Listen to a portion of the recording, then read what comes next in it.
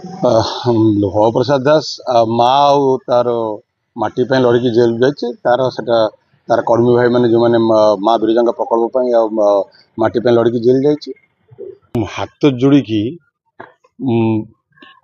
गणमाध्यम कहूँ दयाकोरी मो विषय जहाँ मिछ सत कहते कहतु कि माँ कथा को प्रकृत तथ्य काणु गौतम बाबू जानी कि नहीं हाट रे पुखा लोक पचारे बिरजा हाट पे मो बाबा कौन संघर्ष करते मु हाट विरोध करी हाट जितेबले प्रभु जगन्नाथ प्रकल्प सहित ओडिशार विभिन्न मठ पीठ मान प्रकल्प तैयारी नक्शा प्रस्तुत करागला माँ बिरजा प्रकल्प प्रस्तुत करागला सेतेबले प्रशासन विभिन्न स्टेक होल्डर सेवायत हाट मालिक एवं दोकानी विभिन्न स्टेक मान डकागला से विधायक थी एक्स चेयरमिशन लल बाबू मैंने भव प्रसाद दास को डकाई गोटे प्रेजेंटेशन दिगला जे माँ बिरजा प्रकल्प ये करा एति लोक पाखापाखि 60 लोक विस्थापित हे हाट मालिक विस्थापित हे मो मामू घर जगह अध एकर जगह था सी भी विस्थापित हे तो गोटे स्टेक होल्डर मान बसता लल्लर माने भव प्रसाद बहुत हेल्प नहीं प्रशासन आप पचारि पारन कारण स्टेक होल्डर मान बुझेबा सुझेबा 200-250 वर्षर जो घर कि 300 वर्षर घर हाट जो पुराणा हाट तांकर जे मालिक तो माँ प्रकल्प समस्ते एकाठी होते प्रशासन विभिन्न प्रतिश्रुति मान देथिला जो माने दुकानी छाड़िबे तांको घर दिया जिवो जो माने हाट दुकानी बेपारी चाषी भाई मान थिले गोटे आरएमसी पाखापाखि कोटी टका खर्च करछि पाखरे सतमात पाखरे एवं से थैथान करथिले एवं सेठी पाखापाखि 11 कोटी टका सरकार से सांक्शन करथिले सेठी 11-1 भी सरीछि माने 11 कोटी टका सांक्शन हे कि पैसा भी आस जाइछि 19-1 हे नहीं तो सेठी गोटे अत्याधुनिक हाट करा जिवो एवं सेठी माने कोल्ड स्टोरेज टू आरंभ करी विभिन्न प्रकार जहाँ हाट पाई दरकार जेहेतु गोटे प्रसिद्ध हाट माँ बिरजा हाट सेटा करने सरकार सब व्यवस्था करते एवं से अनुसार विस्थापित मैंने छाड़ते मु धन्यवाद देवी सेवायत मान मैक्सिमम जमी सेवायत मैंने जाइथिला सेवायत मैंने बहुत कष्ट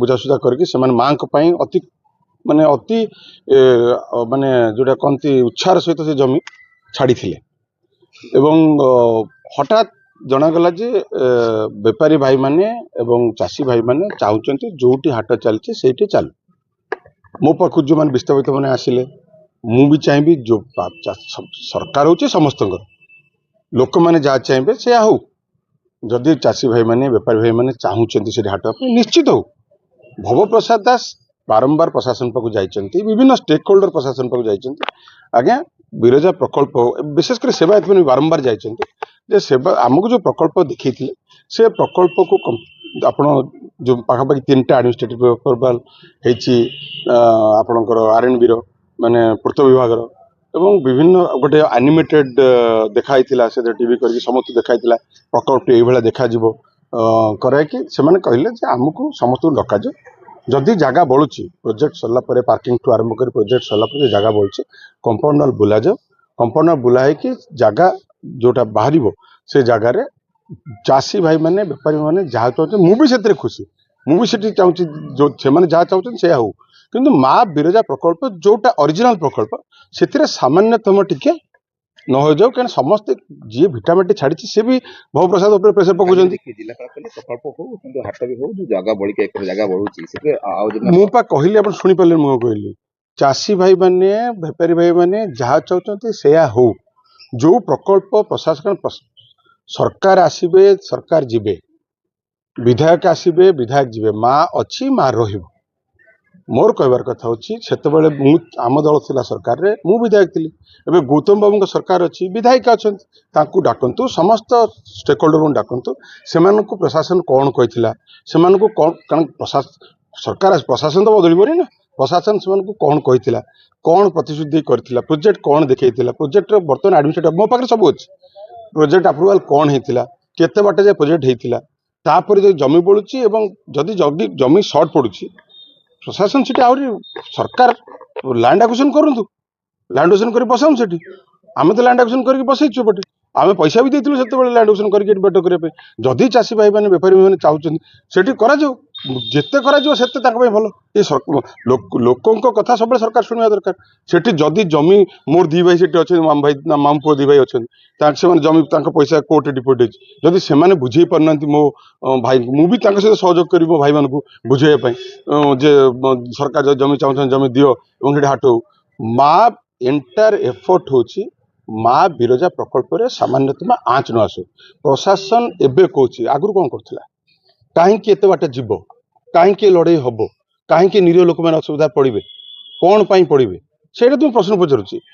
ବିଧାୟକ ମାନେ ଆମର ଭବପ୍ରସାଦ ଜେଲ୍ ଯାଇଛନ୍ତି, ମା ପାଇଁ ଯାଇଛି, ଅସୁବିଧା କ'ଣ ଅଛି? ତା ନିରୀହ ଭାଇମାନେ ମିଛ କେସ୍ରେ କରିକି ପୁରଉଛନ୍ତି, ମିଛ କାହିଁକି? ସେ ଭାସି ପାଉ, କିଛି ଅସୁବିଧା ନାହିଁ। ମା ପାଇଁ ମରିଗଲେ କ'ଣ ଅସୁବିଧା ଅଛି? କିଛି ଅସୁବିଧା ନାହିଁ। ମୁଁ ଆଜି ବି କହୁଛି, ବେପାରୀ ଚାଷୀ ଭାଇମାନଙ୍କ ପାଇଁ ଯଦି ମୋ ମାମୁ ପୁଅ ମାନେ ବୁଝେଇବାକୁ ପଡ଼େ ମୁଁ ଯିବି, ତାଙ୍କ ଖୁସିରେ ମୁଁ ଖୁସି। କିନ୍ତୁ ମା ପ୍ରକଳ୍ପରେ ଯୋଉ ସେବାୟତ ମାନେ, ଯୋଉ ଘର ମାନେ 150-200 ବର୍ଷ ରଣା ମାଳି ଗରିବ ମାନେ ମା ମାନଙ୍କ ପାଇଁ ଜାଗା ଛାଡ଼ିଛନ୍ତି, ତାଙ୍କର କୌଣସି ମାନେ ତାଙ୍କର ଯୋଉ ଆବେଗକୁ ଏବଂ ତାଙ୍କର ଯୋଉ ଅବଦାନକୁ ବଳି ନ ପକାଇକି କାମ କରାଯାଏ। ଚାଷୀ ଭାଇମାନେ ବି ଖୁସି ରୁହନ୍ତୁ, ବିସ୍ଥାପିତ ମାନେ ଖୁସି ରୁହନ୍ତୁ। ସର୍ବୋପରି ପ୍ରଥମ କାମ ଯୋଉଥିପାଇଁ ଛାଡ଼ିଛନ୍ତି ମାଙ୍କ ପ୍ରକଳ୍ପ ଟିକେ ବି ହାତ ମରା ନ ଯାଉ। ଆଉ କଥା ରହିଲା, ଆପଣ ଯୋଉଟା ପଚାରୁଥିଲେ, ପ୍ରଶାସନ ଯଦି ଏତିକି କାମ କରିଥାନ୍ତା ଏ କାମ କାହିଁକି ହଉଥାନ୍ତା? କ'ଣ ପାଇଁ ଦରକାର? ଆମେ ଜାଣିଛୁ, ଲୋକ ଯାହାକୁ ସରକାର ଦେଲେ ସେ ସରକାର ଚଲେଇବେ, ଆମର କ'ଣ ସୁଧ ଅଛି? କିନ୍ତୁ ମା ତ ରହିବ ନା, ମା କାମ ହଉ। ବହୁତ ଶାନ୍ତ ସାର୍ ଅଶାନ୍ତ ଆପଣ ଅନୁଭବ କରୁଥିବେ।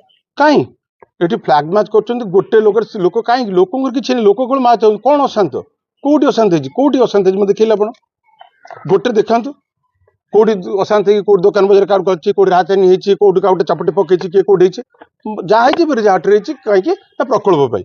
ବଜାରରେ ଆପଣ ଦେଖିଛନ୍ତି ଅଶାନ୍ତ ଯୋଉଠି ହୁଏ, କି ଗୋଟେ ଲ ଆଣ୍ଡ ଅର୍ଡର ସିଚୁଏସନ ହୁଏ, କୋଉ ଦୋକାନ ବଜାର ଭାଙ୍ଗିଲେଣି, କୋଉଠି ଗ୍ଲାସ ପକେଟ ଭାଙ୍ଗିଲେଣି, କି କାହାର ଗାଡି ଅଟକେଇ ଭାଙ୍ଗିଲେଣି, କୋଉଠି ଗୋଟେ କିଏ କରୁଛନ୍ତି? ମୋ ସହରବାସୀଙ୍କ ପାଦ ତଳକୁ ତାଙ୍କ ପାଦ ଚାଟିଲେ ବି ମୋର ଋଣ ସୁଝି ପାରିବି ତାଙ୍କର। ପଦେ କହିଛନ୍ତି ସେମାନେ ଚାହୁଁଛନ୍ତି ତାଙ୍କ ମାର ପ୍ରକଳ୍ପ ଠିକ ରହୁ। ଗୋଟେ ବି ଏଠି ଆପଣ ଦେଖିଛନ୍ତି ଲ ଆଣ୍ଡ ଅର୍ଡର ସିଚୁଏସନ ହେଇଛି? ସରକାର ତାଙ୍କ ଦମ୍ଭ ଦେଖୁଛନ୍ତି। ଭାଇ ଆମେ ସରକାରଙ୍କ ଦମ୍ଭ ଜାଣିଛୁ, ସରକାର ଆମେ ଥିଲୁ, ସରକାର ଦମ୍ଭ ଆମେ ଜାଣିଛୁ। ଆମେ ମା ପାଇଁ ମରିବା ପାଇଁ ରେଡି ଅଛୁ। Thank you.